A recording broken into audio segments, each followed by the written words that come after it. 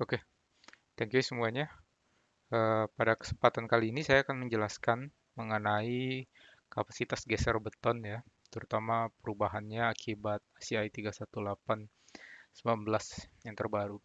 Mungkin bagi kalian yang sudah sering ngelihat artikel saya sudah banyak bahas ini.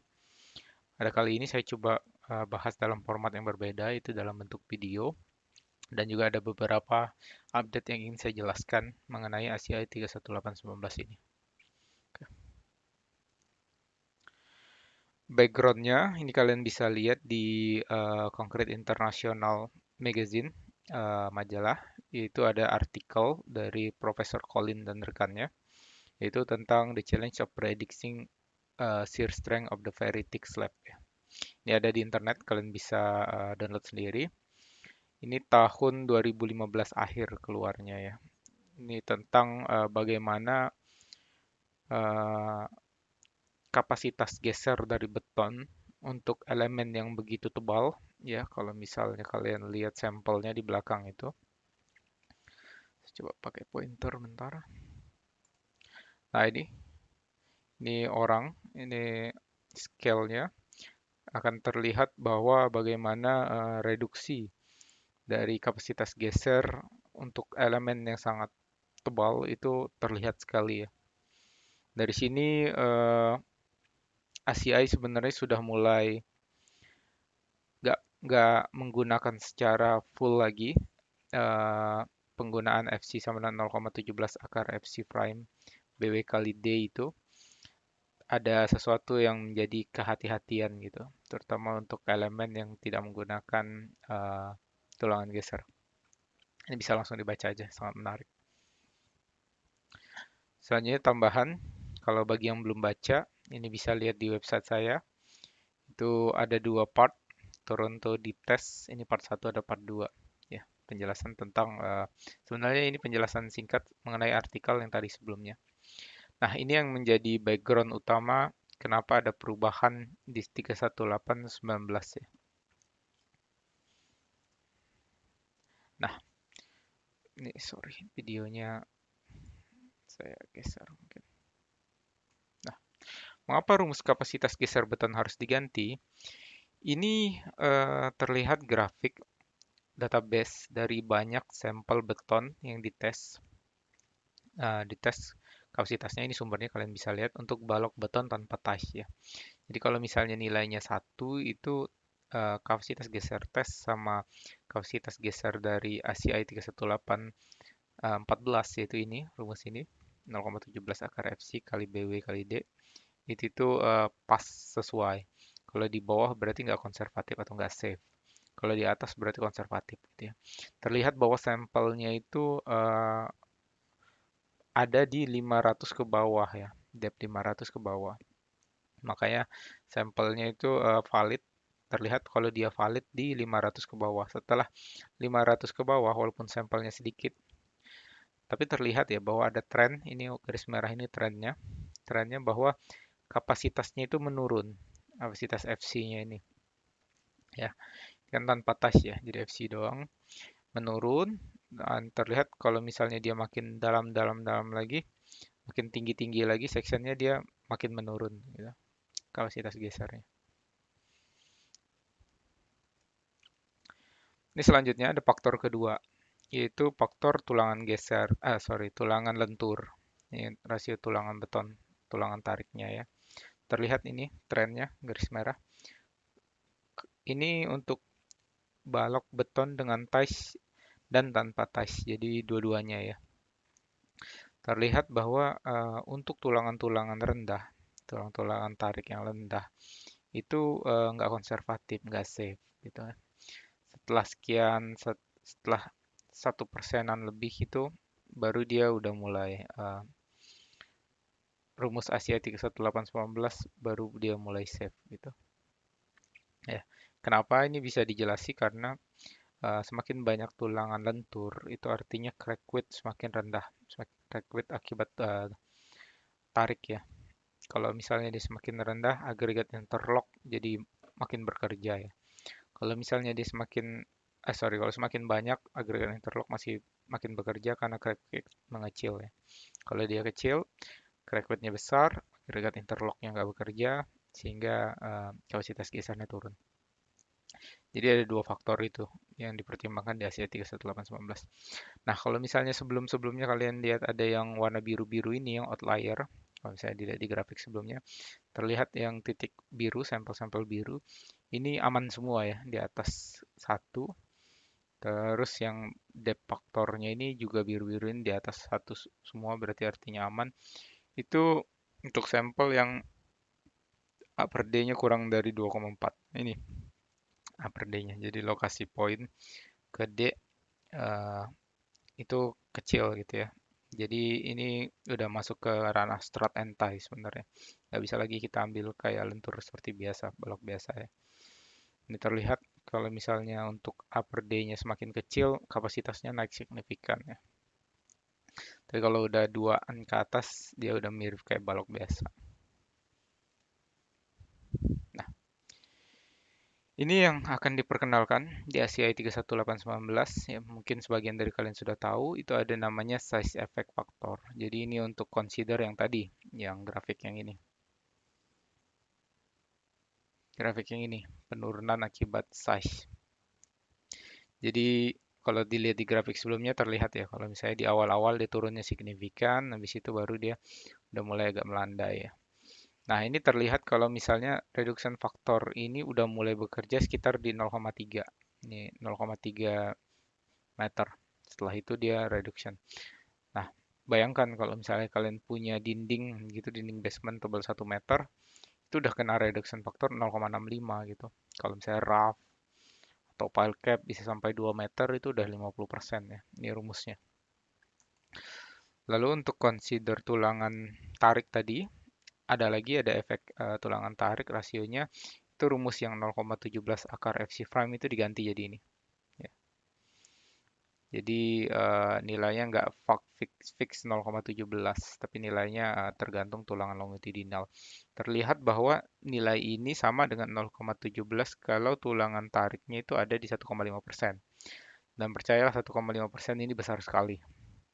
Ya, kalau kalian biasa nulangin kolom, itu kan 1% ya. Itu 1% untuk 4 sisi, 4 sisinya. Nah, ini 1,5% untuk sisi tarik saja ya. Jadi besar sekali ya. Jadi nggak biasanya ini nggak sampai segini di prakteknya. Paling cuma di bawah 0,5 atau di bawah 0,6 di sekitar sini. Jadi reductionnya lumayan gitu. Ditambah reduction yang size effect factor tadi. Makanya 31819 ini berkali-kali saya jelaskan. Ya, ini bukan bukan gara-gara mereka iseng mau ganti, karena memang memang hasil tes menunjukkan bahwa itu nggak safe gitu. Dan orang sana juga udah mulai ninggalin 0,17 akar FC prime itu, bukan ninggalin, untuk kasus-kasus tertentu ditinggalinnya.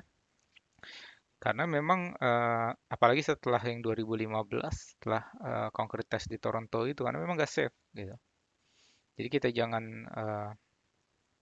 fungsi saya jelasin video ini ya buat wanti-wanti gitu, buat terutama untuk practical engineer.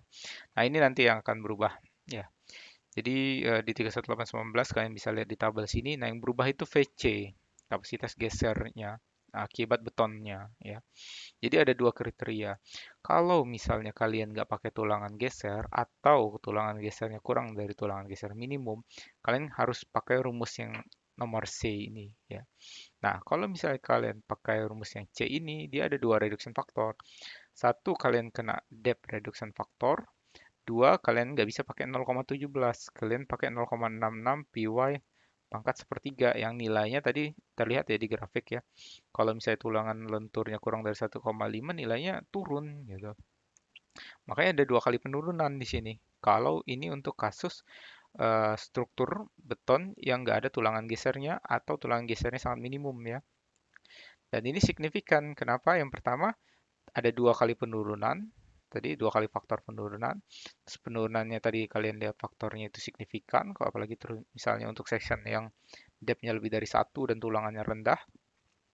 Terus kalau misalnya kalian nggak pasang tulangan geser, ya kapasitas geser itu cuma VC doang. Jadi kalau misalnya akibat kedua ini turun 30%, ya turunnya 30%. Kalau misalnya akibat kedua ini turunnya 50%, ya berarti kapasitas turunnya 50%. Bagaimana kondisi existing? Nah, itu kita nggak tahu. Bagaimana untuk kondisi struktur ke depannya? Ini harus kalian perhatikan. Jadi jangan pura-pura nggak tahu gitu. Itu kenapa saya beberapa kali tulis di artikel sama bikin video ini ya, buat wanti-wanti.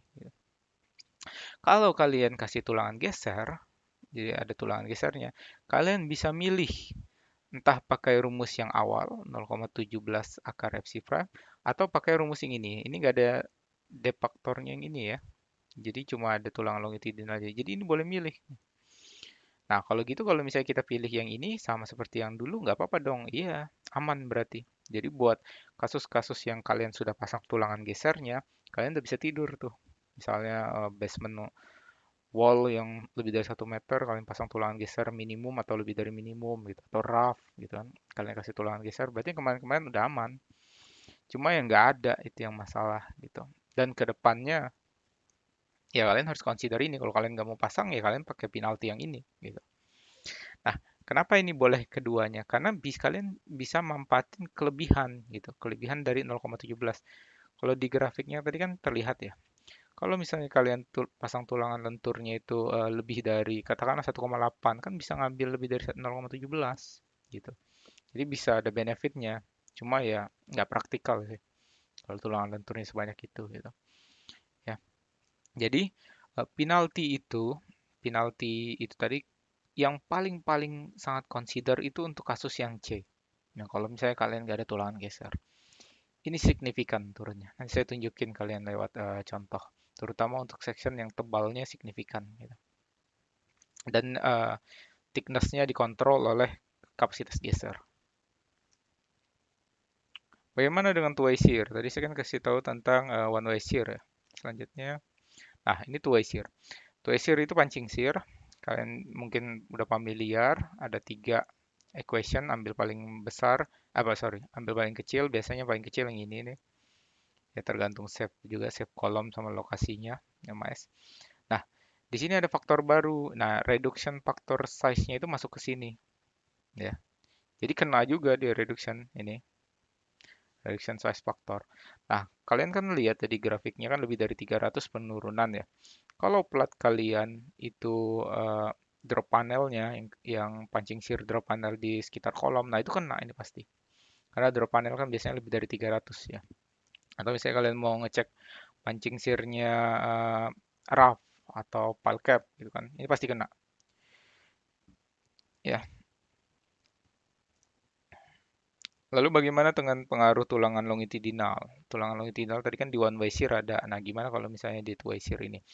Approach-nya beda. Mereka maksain ya. Jadi kalau misalnya dulu itu kalian pakai AS minimum itu kan shrinkage reinforcement doang ya kan. Sekarang kalau misalnya tegangan geser yang terjadi lebih dari ini, faktor ini, ya kalian harus masang tulangan minimum itu seperti ini.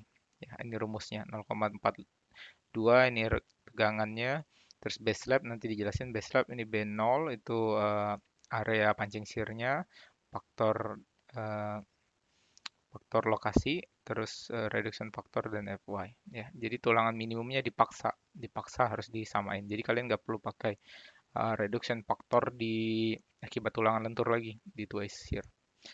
Nah ini B0.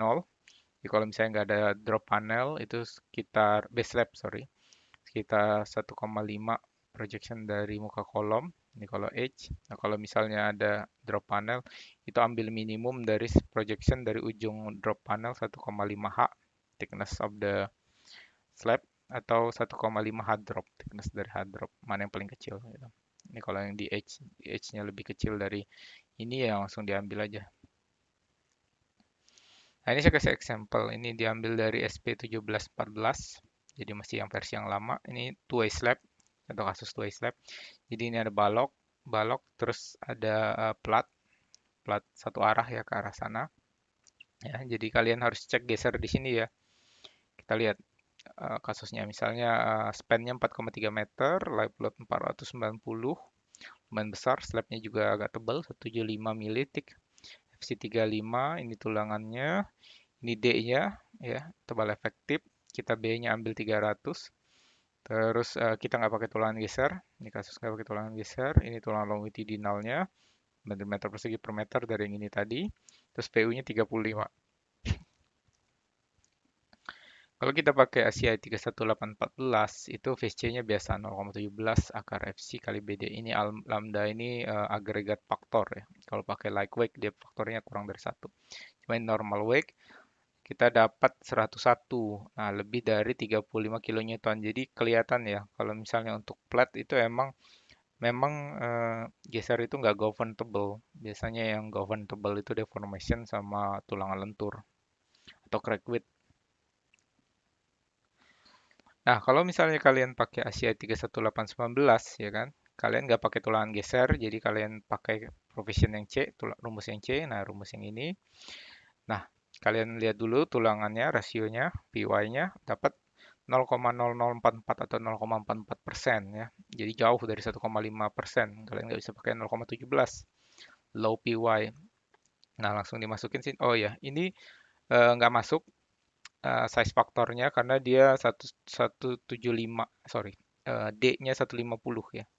Karena D-nya 150 masih kurang dari 300, jadi size faktornya masih satu gitu. Masih satu, dapatnya 64 ya. Masih lebih dari 30 ya, masih oke. Ini untuk kasus one way slab yang memang nggak govern untuk tick. Tapi terlihat ya kalau sebelumnya kan kalian pakai 101, sekarang 64, jadi turunnya itu hampir 40%. Itu akibat dari low tulangan tarik doang. Jadi belum termasuk size faktor. Karena size faktornya kan satu ya. Karena dia tebalnya masih nggak signifikan. Ya, pembelajarannya apa? Terlihat bahwa 31819 itu VC-nya kurang dari visinya ASIA 31814 ya. Kalau untuk example ini turunnya sekitar 2/3. Efeknya dari low PY ini tulangan tarik design impact. Kalau misalnya platnya tebal yang dikontrol oleh geser, itu hati-hati itu kalau misalnya pakai 31814. Untuk kasus yang sebelumnya enggak. Terus nggak ada perubahan kalau one way slip itu was controlled by flexor or deflection ya. Contohnya slab tadi, contoh kasusnya. Nah, ini hati-hati untuk dinding tebal, nanti ada contohnya. Hati-hati untuk pondasi rap pile cap dengan upper D kurang dari satu, lebih dari satu. Ini kalau misalnya dia kurang dari satu, dia udah masuk ke disturb region. Jadi lebih tepatnya sebenarnya kalian cek dengan strat and tie ya. Ini contoh kedua, misalnya kalian punya basement, dinding basement. Nah, ini bukan hal yang jarang ya. Jadi di perimeter si arsitek eh, naruh GWT atau STP gitu di bawah B1 yang dia perlunya 2 lantai sehingga floor to floornya sampai bottomnya of GWT atau STP-nya bisa panjang gitu. Bisa sampai tinggi 8 meter. Contoh kasusnya 8 meter. Lalu tanahnya kita 7 meter jadi ada beda 1 meter. Terus ada muka air tanah 5 meter ya. Terus ada key live load kita consider di sini. Ya, ini saya mau cepat aja untuk nyari V sama M-nya, jadi saya pakai rumus cepat. Ini rumus cepat ini pendekatan doang, nggak fix sama dengan yang analytical. Dan rumusnya dapat dari mana? Kalian bisa lihat di artikel saya di link tersebut. Ya, kita ambil berat jenis tanah 18 K0 0,5. Kita cek dulu maksimal lateral pressure akibat tanah. Akibat tanahnya yang segitiga itu 7 kali K0 kali berat jenis, ya dapat 75 kilonewton per meter persegi. Ini pressure, lateral pressure, terus maksimal lateral pressure akibat air 5 kali 10, nggak ada kanalnya karena air, 50. Jadi kita lihat berat jenis ekuivalen, 75,6 tambah 5 dibagi 7 sama dengan 18. Ini sorry 18. Nah, ini buat gamma ekuivalen yang ini. Kita dapat L, kilap load ambil 10, beta itu rasio antara reduksi ini dibagi total ya. Jadi 8 kurang 7, 1 meter. Ini 1 meter. Dibagi 8, 0,125 ya. Udah dapat semua parameternya, tinggal masukin rumus ini. Saya dapat V-nya 320 kN. Momennya saya dapat 523 kN per meter ya. Ini non load faktor, jadi belum di load combination. Kalian load combination juga di ICE itu untuk lateral force itu 1,6, load faktornya bisa dilihat sendiri. dapat VU 512 dan MU 837. Kalau saya pakai Asia 31814, ini FC-nya sambil 30 MPa, saya nggak mau pakai tulangan geser, saya dapat MN sama dengan FC dong. Nah, ini pakai rumus yang biasa. Terus Fn sama dengan VU bagi theta. Nah, ini saya putar-putar doang biar dapat D-nya. Kita masukin ke sini, nanti kita dapat D-nya minimal 734 ya. Karena cover sisi luar, pos itu 40, dalam 20, maka tebal dinding T735 tambah 40, saya asumsikan tulangan lenturnya D25, dapat 787 mm minimum sampai 800 tebal totalnya. Ya, jadi saya dapat D-nya lagi 747. Ya. Terus saya hitung tulangan lenturnya, tulangan lentur tariknya, biasa MU 0,9 0,85 Fyield D, dapat kita 3487. Itu saya pakai D25140 ya. 3500 mm ini per meter ya. Jadi masih oke. D25140.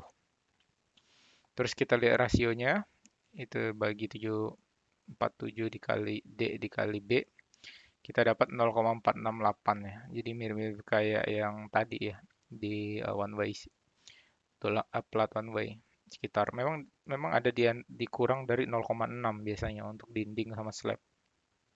Ya, jadi 1,5 itu udah nggak praktis lah, udah banyak sekali pasti.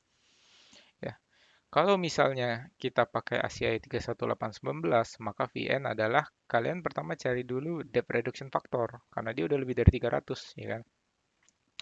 Kalian ambil 2 ditambah 1 plus 0,4 800. Sorry, ini harusnya bukan 800, ini D 747. Tapi ya nggak signifikan, nilainya sekitar 0,69 ya. 0,69. Terus kalian cek pakai rumus yang C, jadi 0,33. Nah, ini ada reduction factor, terus pakai PY, kalian dapat 238 kilonewton ya. Ya, signifikan ya turunnya ya. Jadi kalau sebelumnya ini kan mepet ya. Sebelumnya itu sekitar 512 ya VC-nya. Sekarang cuma 238, jadi turunnya 50%. Ini salah, bukan 46. Berarti turunnya 50%, ya nggak masuk. Sekarang nggak masuk. Ya. Nah, gimana caranya biar masuk? Misalnya kalian mau tebelin ini. Kalian tebelin ini biar supaya masuk gitu kan. Nah, ini kalian tebelin sampai berapa kalinya? Misalnya 2 kali lipatnya gitu kan. Biar ini masuk karena kan ini cuma 50%. Kalau misalnya kalian 2 kali lipatnya, Fn-nya nggak 2 kali lipat. Kenapa? Karena gamma S-nya turun lagi, ya kan? Jadi kejar-kejaran nih. Semakin kalian gedein, faktornya juga makin gede, gitu. Makin turun, makin kecil. Jadi FC-nya kecil lagi gitu kan. Kejar-kejaran. Belum PY-nya. Rasio tulangan lenturnya juga turun dong, ya kan? Jadi 2 kali turun lagi gitu kan. Jadi nggak bisa langsung kurangnya 100% gitu kan kayak kasus ini. Jadi kalian double gitu kan thickness-nya nggak bisa. Jadi hanya kejar-kejaran bisa sampai mungkin 150 kalinya atau 200 kalinya gitu kan. Jadi dengan ACI 31819 ini jelas ya. Kalau memaksakan section tebal nggak pakai tulangan geser minimum itu bukan sesuatu hal yang ekonomis ya, dan nggak safe. Solusinya apa? Ya, kasih tulangan geser minimum gitu. Kalian bisa cari tulangan geser minimum itu pertama lihat dulu 0,062 kali akar FC-nya.